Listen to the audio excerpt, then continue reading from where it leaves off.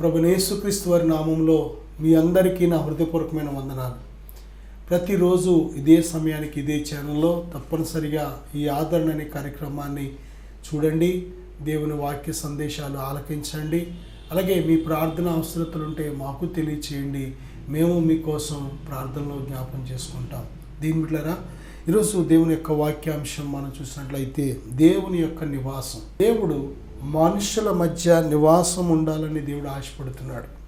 Bible గ్రంథంలో చూస్తే హగ్గయి పత్రిక 2వ అధ్యాయం 5వ వచనంలో ఆయన మన మధ్య నివాసం ఉంటున్న దేవుడు. ఆయన దేని బిడ్డలారా, ఆకాశమందు నివాసం ఉండే దేవుడు, అలాగే మనుషుల మధ్య మనుషులతో కూడా నివాసం ఉండే దేవుడు. అలాగే కెరూబుల మధ్య సమూయేలు 2వ గ్రంథం 6వ అధ్యాయం 2వ వచనం, అలాగే రాజులు 2వ గ్రంథం 19వ అధ్యాయం 15వ వచనం కానీ, యెషయా గ్రంథం 37వ అధ్యాయం 16వ వచనం కానీ కెరూబుల మధ్య నివాసం చేసే దేవుడు ఆయన. దేని బిడ్డలారా, యెషయా గ్రంథం 33వ అధ్యాయం 5వ వచనంలో ఉన్నత స్థలమున నివాసం చేసే దేవుడు ఆయన.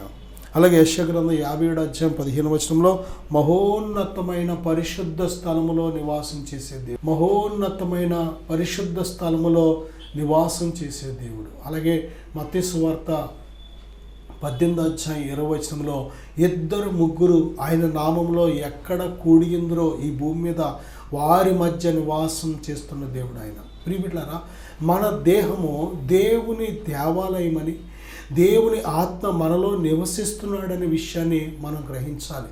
దేవుడు మన మధ్య నివాసం చేయడమే కాదు, దేవుడు మనలో కూడా నివాసం ఉంటున్నాడు. మన దేహాన్ని దేవుడు ఆయన కోరుకుంటున్నాడు. బిడ్డ, నువ్వు దేవునికి నీ దేహాన్ని ఆయన వచ్చి నీలో నివాసం చేయడానికి నీ దేహాన్ని ఇవ్వకపోతే, నువ్వు నీ దేహాన్ని సమర్పించకపోతే శత్రువైన సాతాను బలవంతంగా వచ్చి నీలో నివాసం ఉంటాడు. ప్రియబిడ్డ, ఒక అపవిత్రాత్మ ఒక మనిషిని విడిచి వెళ్ళిపోయిన తర్వాత ఆ యొక్క మనిషిని హృదయం అనే ఇల్లు ఊడ్చి అమర్చి ఉండి ఖాళీగా ఉందంటే ఆ వెళ్ళిపోయిన అపవిత్రాత్మ వెళ్ళి తనకంటే చెడ్డవైన మరి 7 దెయ్యాలను వెంట పెట్టుకుని వచ్చి ఆ మనుషుని వెంట నివసించి ఆ మనుషుని కడపటి స్థితి 7 రెట్లు దుర్భరంగా మార్చేస్తుందంట. ప్రియబిడ్డ, నిజమే, మన దేహము దేవుని దేవాలయం, దాన్ని దొంగల గుహగా మనం మార్చేశాం. ప్రియబిడ్డ, దేవుడు నివాసం ఉండడానికి యోగ్యమైన దేవాలయంగా మన దేహం ఉన్నట్లయితే దేవుడు మనలో నివాసం ఉండడానికి ఇష్టపడుతున్నాడు. ఆయన మనలో నివాసం ఉంటే, దేవుడు మనలో నివాసం ఉంటే మన బ్రతుకు దినాలన్నీ కూడా కృపాక్షేమములే వస్తాయి. దేవుని తోడు మనకు అవసరం. దేవుని తోడు బైబిల్ చెప్తుంది, దేవుడు మోషేకు తోడై ఉండెను గనుక మోషే ఐగుప్తు దేశంలో జరిగించిన మహోన్నతమైన కార్యాలు ఐగుప్తీయులు చూసి దేని బిడ్డలారా మోషేని దేవుడిగా ఎంచేవారు. ఇశ్రాయేలీలైన మరి తన ప్రజలందరినీ కూడా మోషే విడిపించడానికి దేవుడు తోడుగా ఉండడం వల్ల సమర్థుడిగా దేవుని పని చేయగలిగాడు. దేని బిడ్డలారా, దేవుడు దావీదుకి తోడుగా ఉండడం వల్ల దావీదు వెళ్ళిన ప్రతి చోట కూడా సఫలము చూసి విజయాన్ని చూసి వచ్చేవాడు. దేని బిడ్డలారా, దేవుడు యోసేపుకు తోడు ఉండడం వల్ల తను చేసే ప్రతి పనిలో ఆశీర్వదించబడ్డాడు. దేవుడు తోడుగా ఉండడం వల్ల ఎన్ని శ్రమలు వచ్చినా, నిందలు వచ్చినా, అవమానాలు వచ్చినా సరే చివరికి మహోన్నతమైన స్థానంలో ఉంచబడ్డాడు యోసేపు. ప్రియబిడ్డలారా, దేవుడు తోడుగా మన జీవితంలో కూడా ఉంటే మన జీవితాలు, మన బ్రతుకు దినములు అన్నీ కూడా కృపాక్షేమములే మన వెంట వస్తాయి. మనం చేసే ప్రతిదీ సఫలమవుతుంది. దేవుడు తోడుగా ఉంటే మన ఆరోగ్యాలు బాగుంటాయి, మన యొక్క హృదయాలు బాగుంటాయి, మన ప్రవర్తన బాగుంటుంది, మన నడకలు బాగుంటాయి, మనం చేసే ప్రతిదీ బాగుంటుంది, మన కుటుంబాలు బాగుంటాయి, మన ద్వారా అనేకులు దీవించబడతారు. దేని బిడ్డ, దేవుని తోడు మనకు అవసరం. దేవుని తోడు మనకు అవసరం. భక్తుడైన దావీదు ఏమంటాడంటే, అయ్యా నీ సన్నిధిలో నుండి నన్ను గెంటి వేయద్దు, నీ పరిశుద్ధాత్మను నాలో నుండి తీసివేయద్దు అంటున్నాడు. అంటే పరిశుద్ధాత్మ ఎంత అవసరమో ఒక్కసారి ఆలోచన చేయండి. నా ఆత్మ లేనివాడు నావాడు కాదు అని ప్రభు చెప్తున్నారంటే ఆయన తోడు మనకు ఎంత అవసరమో చూడండి. ఆయన ఆత్మ ద్వారా మాత్రమే శత్రువైన సాతానుని మనం వెళ్ళగొట్టగలం. ఆయన ఆత్మ ద్వారా మాత్రమే మన శక్తికి మించిన ఈ ప్రయాణాన్ని మనం చేయగలం. ఆయన ఆత్మ ద్వారా మాత్రమే శరీర సంబంధమైన మనస్సును క్రియలను జయించగలం. ఆయన ఆత్మ ద్వారా మాత్రమే మనం నిత్య జీవం కలిగి ఉండగలం. ఆయన ఆత్మ మనకు ఎంత అవసరమో దేవుడు మనకు ఎల్లప్పుడూ తోడుగా ఉండాలనే ఈ లోకానికి వచ్చాడు. అందుకే ఆయన పేరు ఇమ్మానుయేలు. ఇమ్మానుయేలు అని పేరునకు భాషాంతరమున దేవుడు మనకు తోడు అని అర్థం. నా సహోదరుడా సహోదరి, దేవుని తోడు మనము కలిగి ఉండాలి అంటే కొన్ని విషయాలు మనం బైబిల్ గ్రంథంలో మనం చూద్దాం. బైబిల్లో యోహాను సువార్త 6వ అధ్యాయం 55 నుంచి 57 వచనాలు కనుక మనం చూసినట్లయితే, నా శరీరము నిజమైన ఆహారమును, నా రక్తము నిజమైన పానమునై ఉన్నది. నా శరీరము తిని నా రక్తము త్రాగువాడు నా యందును, నేను వాని యందును నిలిచి ఉందుము. జీవము గల తండ్రి నన్ను పంపెను గనుక నేను తండ్రి మూలముగా జీవించుచున్నట్టే నన్ను తినువాడును నా మూలముగా జీవించునని ప్రభు చెబుతున్నారు. దేని బిడ్డలారా చూడండి, ఆయన శరీరము తిని ఆయన రక్తము త్రాగువాడే నిత్య జీవము గలవాడు. నేను వాని యందు వాడు నా యందు నిలిచి ఉందుమని ప్రభు ఎంత స్పష్టంగా చెప్తున్నారు చూడండి. ప్రభుని యేసుక్రీస్తు వారి యొక్క శరీరంలో రక్తంలో పాలు పంపులు ఎప్పుడు మనం పొందగలమంటే, నువ్వు ఎప్పుడైతే దేని బిడ్డ ప్రభుని యేసుక్రీస్తు వారి యొద్దకు వచ్చి నీ పాపములను గూర్చి పశ్చాత్తాపడి ఒప్పుకొని విడిచిపెట్టినప్పుడు యేసయ్య రక్తాన్ని ప్రతి పాపాన్ని కడిగి ఏం చేస్తుందంటే నిన్ను నూతన సృష్టిగా చేస్తుంది. అదే నూతన జన్మ, అదే మారు మనసు. దేని బిడ్డలారా ఎప్పుడైతే మన పాపములను మనం ఒప్పుకొని ఎడల, మన పాపము గురించి మనం పశ్చాత్తాపడిన ఎడల యేసుక్రీస్తు ప్రభువారు మన పాపాన్ని క్షమించి కడిగి ఆయన తన శరీరం అనే సంఘములో మనలను కలుపుతున్నారు. సంఘము అంటే శరీరం. ఆ శరీరంలో నిన్ను ఒక అవయవంగా దేవుడు జత చేస్తున్నాడు. యేసుక్రీస్తు ప్రభువారి శరీరం అనే సంఘములో ఎప్పుడైతే నువ్వు సభ్యుడిగా ఉన్నావో ఆ శరీరం అనే సంఘానికి దేవుడిచ్చిన ఒక బాధ్యత ఏమిటంటే ఆయన రాకడ వరకు మనము ఆయన శరీరములో రక్తములో పాలు పంపులు పొందాలి. దేని బిడ్డారా అది ఎప్పుడు పొందాలండి అంటే ఎప్పుడైనా పొందొచ్చు. ఎక్కడ పొందాలి అంటే ఎక్కడైనా పొందొచ్చు. దేని బిడ్డారా యేసుక్రీస్తు ప్రభువారి శరీరం రక్తం వారానికి ఒకసారి తీసుకున్నావా, నెలకోసారి తీసుకున్నావా, లేకపోతే నెలలో 4 సార్లు తీసుకున్నావా, ఏమీ తప్పు కాదు. కానీ తప్పనిసరిగా యేసుక్రీస్తు ప్రభువారి శరీరంలో రక్తంలో పాలు పంపులు మాత్రం పొందాలి అంటే యేసును రక్షకుడుగా నువ్వు అంగీకరించి. దేని బిడ్డారా ప్రభు చెప్తున్నారు కదా, మీరు మారు మనసు పొంది పాప క్షమాపణ నిమిత్తము ప్రతివాడు యేసుక్రీస్తు నామమున బాప్తిసం పొందండి. అప్పుడు మీరు పరిశుద్ధాత్మను వరము పొందుదురు. పరిశుద్ధాత్మను పొందుకుంటున్నావు. ఆ పరిశుద్ధాత్ముడు నీలో నిత్య నివాసం ఉంటున్నాడు ఆయన. దేని బిడ్డరా అంతేకాదు, నువ్వు ఎప్పుడైతే సంఘములో చేర్చబడి ప్రభుని యేసుక్రీస్తు వారి శరీరంలో రక్తంలో పాలు పంపులు పొందుతావో ఆయన నీలో ఉంటున్నాడో నీవు ఆయనలో ఉంటున్నావు. రెండవదిగా మనం చూస్తే యోహాను రాసిన మొదటి పత్రిక 3వ అధ్యాయం 24వ వచనంలో, ఆయన ఆజ్ఞలను గైకొనువాడు ఆయన యందు నిలిచి ఉండును, ఆయన వాని యందు నిలిచి ఉండును. ఆయన వాని యందు నిలిచి ఉన్నాడని ఆయన మనకు అనుగ్రహించిన ఆత్మ మూలముగా తెలుసుకొనుచున్నాము. దేని బిడ్డారా ఆయన ఆజ్ఞలు నిత్య జీవం. ఆయన ఆజ్ఞలు మనం గైకొంటున్నప్పుడు ఆయన మన యందు నిలిచి ఉంటున్నాడు. మొదటిగా ఆయన శరీరము తిని ఆయన రక్తము త్రాగువానిలో ఆయన నివాసం ఉంటున్నాడు. రెండవదిగా మనం చూస్తే ఆయన ఆజ్ఞలు గైకొనాలి. దేవుడు చెప్పిన ఆజ్ఞలు భారమైన ఆజ్ఞలు కాదు. దేని బిడ్డ దేవుడు చెప్పిన ఆజ్ఞల ప్రకారం మనం జీవిస్తే ఆజ్ఞలే నిత్య జీవం.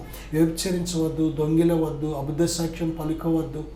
దేని బిడ్డ మరి ఏమైతే దేవుడు మరి మనకు జీవం ఇవ్వడానికి ఏ ఆజ్ఞలైతే చెప్పాడో, నీ తల్లిదండ్రులను సన్మానించు, నీ పొరుగువారిని ప్రేమించు, నీ శత్రువును సైతం ప్రేమించు. దేని బిడ్డ దేవుడు చెప్పిన ప్రతి ఆజ్ఞ దేవుని యొక్క పరిశుద్ధ బైబిల్ గ్రంథంలో వాక్యంలో దేవుడు ఏ ఆజ్ఞలైతే సెలవిచ్చాడో ఆ ఆజ్ఞల ప్రకారం మనం జీవిస్తే మన బ్రతుకంతా దేవుడు మనకు తోడుగా ఉంటాడు. ఆయన మాట ఆలకిస్తే ఆయన మన మాట ఆలకిస్తాడు. మనం ఏది అడిగిన ఇస్తాడు ఆయన మాటలు మన యందు, మనము ఆయన యందు ఉన్నట్లయితే మనకు ఏది ఇష్టమో మనం అడగచ్చు. దీని ప్రియబిడ్డలారా, ఎంత గొప్ప ధన్యత! ప్రభు ఇచ్చిన ఈ వరం ఎవరు ఇవ్వగలరు? ఆయన యందు మనము ఆయన యందు నిలిచినట్లయితే మనకు ఏది ఇష్టమో మనం అడిగితే అది ఇవ్వడానికి సిద్ధంగా ఉన్నాడు ఆయన. అడగండి అంటున్నాడు. అడుగుడి మీకు ఇవ్వబడును, వెదకుడి మీకు దొరుకును, తట్టండి మీకు తీస్తానంటున్నాడు ఆయన. నా సహోదరుడా, సహోదరి, దేవుని యొక్క తోడు, దేవుని యొక్క నివాసం నీలో, నీ దేహంలో ఉండాలని ఆశపడుతున్నావా? ఇదిగో ప్రభు అయిన యేసుక్రీస్తు వారి రక్తములో, శరీరంలో పాలు పంపులు పొందుటకు సిద్ధపడు. రెండవదిగా ఆయన ఆజ్ఞలు ఆలకించు. ఆయన ఆజ్ఞలు ఎంతవరకు లోబడతావో అంతవరకు దేవుని ఆత్మతో నువ్వు నింపబడతావు. ప్రియబిడ్డ, ప్రతి ఆజ్ఞను మనం గైకొనే వారికి ఉండాలి. ఒక ఆజ్ఞను గైకొని ఒక ఆజ్ఞను విడిచిపెట్టే వారికి ఉండకూడదు. మనకు నచ్చిన ఆజ్ఞలు గైకొని నచ్చలేని ఆజ్ఞలు మరి గైకొనకుండా ఉన్నట్లయితే దేవుడు మనలో నివాసం ఉండలేడు. నీకు నచ్చినా నచ్చకపోయినా దేవుడిచ్చిన ఆజ్ఞలను తూచ తప్పకుండా నువ్వు ఎప్పుడైతే లోబడతావో దేవుడు తన మాట మీద నిలబడే దేవుడు. ఆయన ఎస్ అంటే ఎస్, నో అంటే నో. నా మాటలు మీ యందు నిలిచి ఉంటే నేను మీ యందు నిలిచి ఉంటానన్నాడు ఆయన. నా మాటలు మీ యందు నిలిచి ఉన్నప్పుడు మీరు నా యందు నిలిచి ఉంటున్నారు కాబట్టి, మీరు నా మాటలు మీ యందు, మీరు నా యందు నిలిచి ఉన్నట్లయితే నేను మీ యందు నిలిచి ఉంటానన్నాడు ఆయన. దేని ప్రియమైన బిడ్డలారా, చూడండి, మూడవదిగా మనం చూస్తే యోహన్ రాసిన మొదటి పత్రిక 4వ అధ్యాయం 12-13 వచనాలు మనం చూస్తే, అలాగే 16వ వచనం కూడా, ఏ మానవుడును దేవుని ఎప్పుడునూ చూచి ఉండలేదు. మనం ఒకరినొకడు ప్రేమించిన యెడల దేవుడు మన యందు నిలిచుండును. ఆయన ప్రేమ మన యందు సంపూర్ణమగును. దీనివల్ల మనము ఆయన యందు నిలిచున్నామనియు ఆయన మన యందు ఉన్నాడనియు తెలుసుకొనుచున్నాము. ఎలయనగా ఆయన మనకు తన ఆత్మలో పాలు దయచేసి ఉన్నాడు. చూడండి, మనము ఒకరినొకడు ప్రేమించిన యెడల బైబిల్ చెప్తుంది యోహాను సువార్త 4:24లో దేవుడు ఆత్మస్వరూపి. యోహాను రాసిన మొదటి పత్రికలో దేని బిడ్డలారా 3వ అధ్యాయం కానీ మనం చూస్తే దేవుడు ప్రేమాస్వరూపి. ఆయన ప్రేమాస్వరూపి. దేవుని పరిశుద్ధాత్మ ద్వారా మన హృదయాల్లో ప్రేమ కుమ్మరించబడుతుంది. దేవుడు తన ప్రేమను మన హృదయాల్లో కుమ్మరిస్తున్నాడు. ఆయన ప్రేమ కలిగిన వాడు దేవునిని కలిగి ఉన్నాడని అర్థం. ఒక వ్యక్తిలో దేవుడు ఉన్నాడు అని దానికి నిదర్శనం ఏంటో తెలుసా? ప్రేమ కలిగి ఉండడం. ప్రేమ దేవుని మూలంగా కలుగుతుంది. దేవుని ప్రేమ దేవుడు మాత్రమే మన హృదయాల్లో కుమ్మరిస్తున్నాడు. మానవుల ప్రేమ వేరు, దేవుని ప్రేమ వేరు. మానవుల ప్రేమ అన్నీ కూడా లిమిటెడ్. మానవ ప్రేమలన్నీ కూడా హద్దు. మానవ ప్రేమలన్నీ ఒక్కోసారి తీయగా ఉంటాయి, ఒక్కోసారి చేదుగా ఉంటాయి, ఒక్కోసారి విషంగా మారిపోతాయి. మానవ ప్రేమలు ఒక్కోసారి కక్షలుగా, దేశాలుగా మారిపోతూ ఉంటాయి. మానవ ప్రేమల మధ్య అనేక సార్లు గొడవలు అయిపోతూ ఉంటాయి. మానవ ప్రేమలు మరి మారిపోతూ ఉంటాయి. దేవుళ్ళారా, మానవ ప్రేమలు ఎప్పుడు అప్ అండ్ డౌన్ అవుతూ ఉంటాయి. మానవ ప్రేమలు ఎప్పుడు కూడా ఏదో ఒకటి బదులు ఆశించి చేస్తూ ఉంటారు. మానవ ప్రేమలు దేవుళ్ళారా, నీ యొక్క అందమో, నీ డబ్బో, నీ చదువో, నీ ఉద్యోగమో, నీ వెనకాల నీ స్థితో, నీ వయసును బట్టో ఏదో ఒక దానిని బట్టి నిన్ను ప్రేమిస్తారు అంతే. కానీ అది ఏమీ లేకపోతే నిన్ను ప్రేమించరు ఎవరు. నేను ప్రియమైన బిడ్డలారా, మానవ ప్రేమలన్నీ కూడా తాత్కాలికమైన ప్రేమలు. మానవ ప్రేమలు అన్నీ కూడా ఏమాత్రం దేవుని సంతోషపరిచే ప్రేమలు కాదయ్యి. మానవ ప్రేమలు స్థిరమైనవి కాదు. మానవ ప్రేమలు అన్నీ కూడా దేని ప్రియమైన బిడ్డారా అప్ అండ్ డౌన్స్ వస్తూ ఉంటాయి. కానీ మారనిది దేవుని ప్రేమ, మార్పు లేనిది దేవుని ప్రేమ. ప్రియబిడ్డ, ఏకరీతిగా ఉన్నది దేవుని ప్రేమ. మానవ ప్రేమ కంటే అనేక రెట్లు శక్తివంతమైనది దేవుని ప్రేమ. నా సహోదరుడా, దేవుని ప్రేమ మన హృదయాల్లో దేవుడు తన ఆత్మ ద్వారా కుమ్మరిస్తున్నాడు. ఆ ప్రేమ ద్వారా మాత్రమే మనం ఈ లోకాన్ని జయించగలం. మన సహోదరులను ప్రేమించగలం. మన ప్రభువైన యేసుక్రీస్తు వారు సిలువకు ఆయనను అప్పగించిన, కొరడాలతో కొట్టిన, నిందించిన, అవమానించిన, శిక్షించిన, రక్తం ధారలుగా కారుతున్న ఆయన ఎంత ప్రేమ చూపెడుతున్నాడో చూడండి. తండ్రి, వీరేమి చేయుచున్నారు, వీరు ఎరుగరు, వీరిని క్షమించు అని ఆ ప్రేమ క్రియలతో చూపెడుతున్నారు ప్రభు. తనను దూషించిన వారిని, అవమానించిన వారిని, హింసించిన వారిని సైతం ఆయన ప్రార్థిస్తున్నాడో, ప్రేమిస్తున్నాడో, చేర్చుకున్నాడు ఆయన. దీని ప్రియమైన బిడ్డ, ఆయనను పట్టుకోవడానికి వచ్చి బంధించడానికి వచ్చిన ఆ సైనికుల్లో ఒక సైనికుడు చెవి ఆ యొక్క శిష్యుడు కత్తి పట్టుకొని ఇలాగనగానే ఎప్పుడైతే చెవి నరకబడి కింద పడిపోయిందో తనను పట్టుకోవడానికి వచ్చిన ఆ సైనికుడి చెవిని బాగు చేసాడు ఆయన. ఎంత గొప్ప ప్రేమ! నా సహోదరుడా, నా సహోదరి, దేవుని ప్రేమ మనలో ఉంటున్నప్పుడు, మన సహోదరులను మనం ప్రేమిస్తున్నప్పుడు దేవుడు మనలో ఉన్నాడని, మనము దేవునిలో ఉన్నామని నిరూపితమవుతుంది. ప్రియబిడ్డలారా, యోహాను రాసిన మొదటి పత్రిక 4వ అధ్యాయం 15-16 వచనాలు చూస్తే, యేసు దేవుని కుమారుడని ఎవడు ఒప్పుకొనునో వానిలో దేవుడు నిలిచి ఉన్నాడు, వాడు దేవుని యందున్నాడు, ప్రేమ యందు నిలిచి ఉండేవాడు దేవుని యందు నిలిచి ఉన్నాడు, దేవుడు వాని యందు నిలిచి ఉన్నాడు. ప్రియబిడ్డలారా, ప్రభువైన యేసుక్రీస్తు వారు దేవుని కుమారుడని నువ్వు గ్రహించినట్లయితే, దేవుడారా, పేతురుతో మరి శిష్యులతో ప్రభువైన యేసుక్రీస్తు వారు అడుగుతారు, నేను ఎవడినని మీరు అనుకుంటున్నారు అన్నప్పుడు శిష్యులు 11 మంది కూడా మౌనంగా ఉన్నారు. కానీ పేతురు మాత్రం నీవు సజీవుడవైగు దేవుని కుమారుడైన క్రీస్తు అని చెప్తున్నాడు. దేని బిడ్డ, ఎప్పుడైతే ఆ మాట ప్రభు విన్నారో, ప్రభు వెంటనే చెప్పిన మాట ఏంటో తెలుసా? ఇదిగో పేతురు, నీవు ధన్యుడవు, సీమోను బర్యోనా నీవు ధన్యుడవు, పరలోకమందున నా తండ్రి ఈ సంగతి నీకు బయలుపరచనే కానీ రక్తమాంసములు నీకు బయలుపరచలేదు. దేని బిడ్డలారా, అంతేకాదు మత్తయి సువార్త 11:27 కానీ మనం చూసినట్లయితే, తండ్రి తప్ప ఎవడనో కుమారుని ఎరుగడు, కుమారుడు తప్ప తండ్రిని ఎవడు ఎరుగడు, కుమారుడు ఎవరికి ఆయనను బయలుపరచను ఉద్దేశించిన వాడు తప్ప మరి ఎవడు తండ్రిని ఎరుగడు.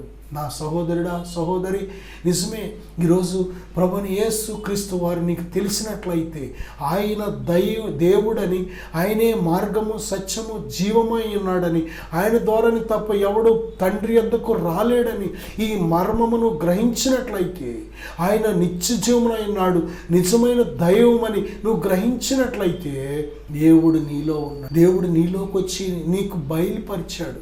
ఆ ప్రత్యక్షతను దేవుడు నీకు దయచేశాడు. కాబట్టి ఈ సత్యాన్ని నమ్మగలుగుతున్నావు. నా సహోదరుడా, మనుషులు చెప్పినంత మాత్రాన నమ్మరు.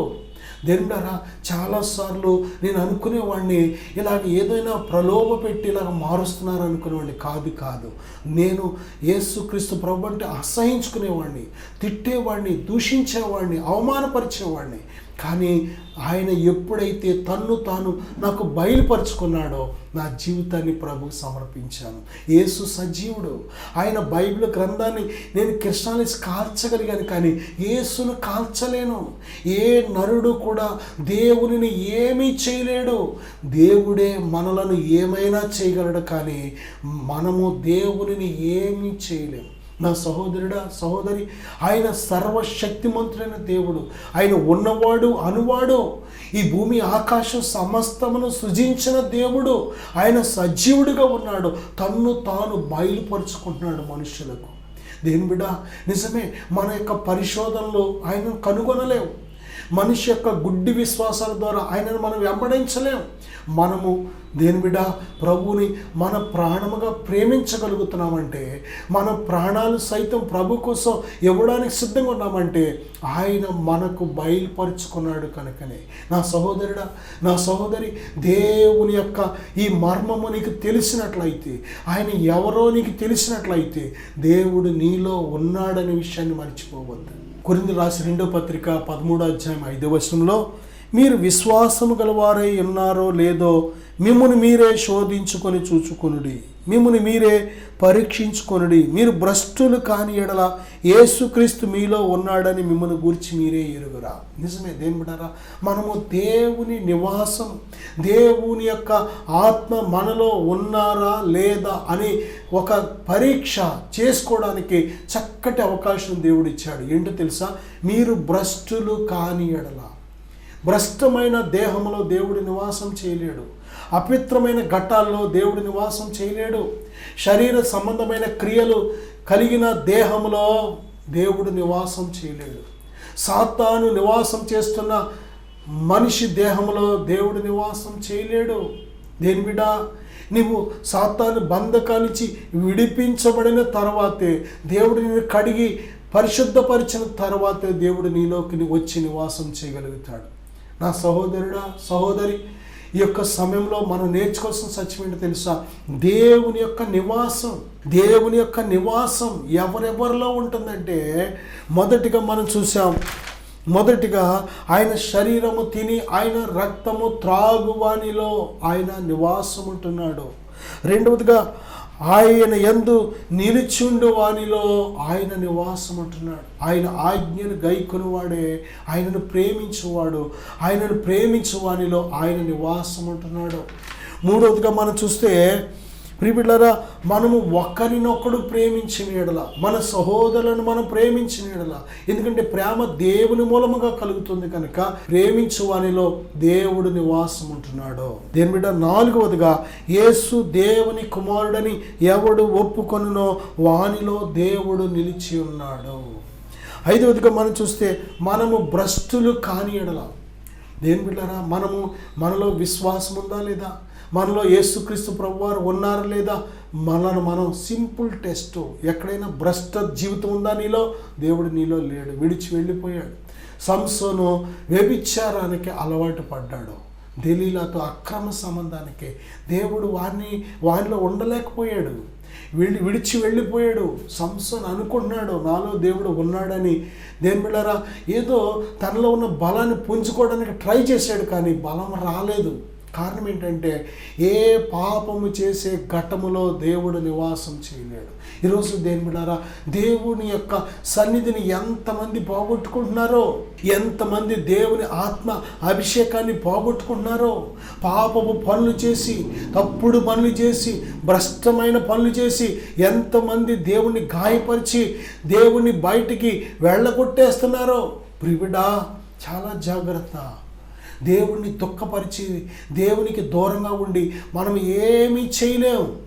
మనల్ని ఆశీర్వదించేది దేవుడు, మనల్ని ఉద్ధరించేది దేవుడు, మనలను తల ఎత్తుకులాగా చేసేది దేవుడు, మన సంకటాలు కుదర్చగలిగిన వారు దేవుడు. కనుక ఆయనకు విరోధంగా బ్రతికి మనం ఏమాత్రం వర్తిల్లలేము. మనం ఎప్పుడైతే మన ప్రాణాత్మ దేహాన్ని సజీవంగా ఆయనకు సమర్పించుకొని బ్రతుకుతామో, దేవుడు కోరుకున్నట్టు ఈ దేహాన్ని పరిశుద్ధమైన దేవాలయంగా ఆయనకు సమర్పించి మనం బ్రతుకుతాము, ఆయన యందు భయభక్తులు నిత్యము మన హృదయాల్లో కలిగి మనం బ్రతుకుతామో, దేవుడు మనలో ఎల్లప్పుడూ నివాసం ఉంటాడు.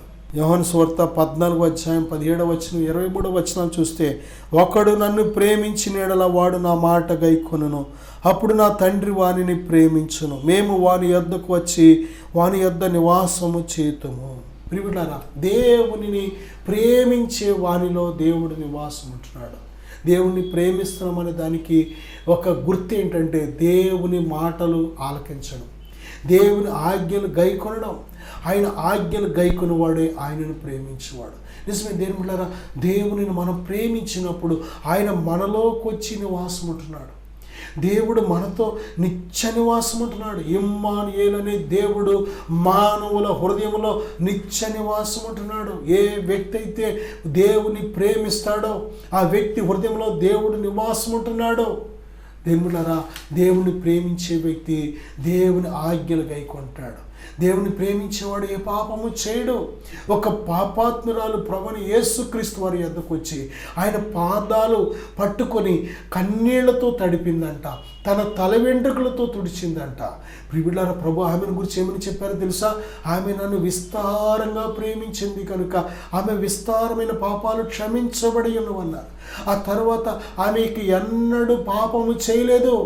చివరి రోజు వరకు, చివరి శ్వాస వరకు, తన ప్రాణం పోయే వరకు ప్రభు కోసమే జీవించింది.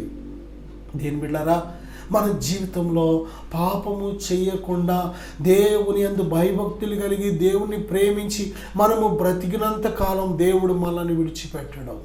మనం ఎప్పుడైతే దేవుని ప్రేమించడం మానేస్తామో, ఆయన ఆజ్ఞలు గైకొని జీవించడం మానేస్తామో, దేవుడు మనల్ని విడిచి వెళ్ళిపోతాడు.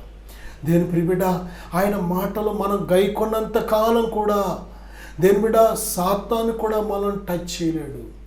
ఎందుకంటే ఆయన యందు విశ్వాసం ఉంచిన వాడే ఆయన ఆజ్ఞలు గైకొంటాడు. ఆయనను ప్రేమించేవాడే ఆయన ఆజ్ఞలు గైకొంటాడు. విశ్వాసము ద్వారా దేవుడు నిన్ను భద్రపరుస్తున్నాడు. ఆయన యందు విశ్వాసం ఉంచిన వారిని దేవుడు కాపాడుతున్నాడు. ఆయన యందు విశ్వాసం ఉంచిన వారి చుట్టూ దేవుని యొక్క కంచె కాపుదల భద్రత కలుగుతుంది. కనుక నా సహోదరుడా, ఆయన ఆజ్ఞలు గైకొని, ఆయన ఆజ్ఞలు గైకొన్నంత కాలం కూడా నీకు కృపాక్షేమములు నీ వెంట వస్తాయి. నేను మీకోసం ప్రార్థన చేస్తాను. విశ్వాసంతో ఏకీవిద్దాం. పరిశుద్ధుడా, ఘనమైన తండ్రి, ఈ మాటలు ఆలకించి ఈ ప్రార్థన ఏకీవిస్తున్న ప్రతి బిడ్డను ఇప్పుడే దర్శించు నాయన. అయ్యా, మీ నివాసం వారితో ఉండటకు సహాయం దయచేయండి. ప్రభువా, మీరు లేకపోతే మా దేహాలు దొంగల గుహగా మారిపోతాయి.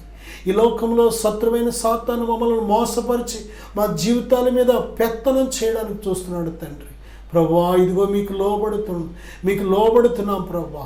సజీవ యాగంగా ప్రాణాత్మ దేహాలు మీకు సమర్పించుకొని నాయన మీ యందు భయభక్తులు కలిగి బ్రతుకుటకు సహాయం దయచేయండి. నీ బిడ్డలను బలపరచండి, దీవించండి నాయన. భక్తిలో, పరిశుద్ధతలో, నీతిలో, విశ్వాసములో, ప్రార్థనలో బిడ్డలను వర్ధిల్ల చేయి నాయన. గొప్పవారిగా చేయి ప్రభువా. అన్ని విషయాల్లో నాయన సంపూర్ణత దయచేయమని యేసు నామములో ప్రార్థిస్తున్నాను తండ్రి. ఆమేన్. ఆమేన్. God bless you.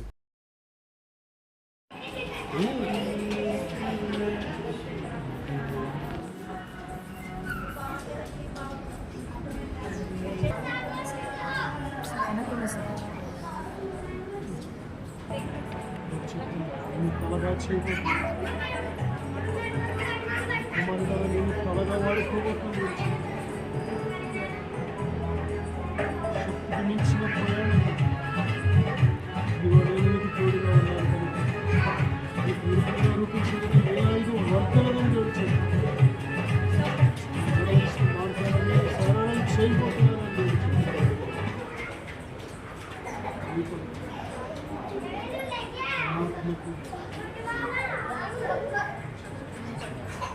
ఆత్మను మీకు తోడుగా ఉంచి ఉన్నాను గడిచి, ఆత్మ మీద ఉంచి ఉన్నానని గడిచి, నేను మీకు తండ్రిగా ఉన్నానని గడిచి. దేవునామానికి వందనాలు, సేవకులకు నా వందనాలు. నా పేరు వినయ్ కుమార్, మాది పెద్దతాడిపల్లి గ్రామము. నేను కూడా దేవుడు నమ్ముకొని దేవుడి మందిరానికి అయితే వెళ్ళేవాడిని, కానీ నా ఆత్మీయ జీవితం అంత ఫలవంతంగా లేదు. అనేకమైన బంధకాలతో నా ఆత్మీయ జీవితము ఉంటూ ఉండేది. అలాగే ఒకరోజు సేవకులు ఎనైటింగ్ వాటర్ ద్వారా ప్రార్థన చేస్తున్నారని నేను విన్నాను. ఆ ప్రార్థన చేయించుకున్న వారి జీవితంలో ఎన్నో గొప్ప కార్యాలు దేవుడు చేశారు. చాలామంది విడుదల లేని వారు విడుదల పొందుకున్నారు, స్వస్థత లేని వారు స్వస్థత పొందుకున్నారు. ఎప్పుడైతే ఆ సాక్ష్యాన్ని నేను విన్నానో, నా జీవితంలో కూడా దేవునిలో బలంగా సాగాలని, దేవునిలో నడవడానికి, నేను కూడా దేవునిలో స్థిరముగా ఉండాలని చెప్పి ఒకరోజు సేవకుల యొద్దకు వెళ్ళి ప్రార్థన చేయించుకున్నాను. ఎప్పుడైతే సేవకుల ద్వారా ప్రార్థన చేస్తున్నప్పుడే దేవుడు నన్ను బలంగా తాకారు. వెంటనే నా హృదయం నుంచి ఏదో ఒక తెలియని బంధకం, ఏదో ఒక చీకటి నా నుంచి బయటికి వెళ్ళిపోవడం నేను గ్రహించాను.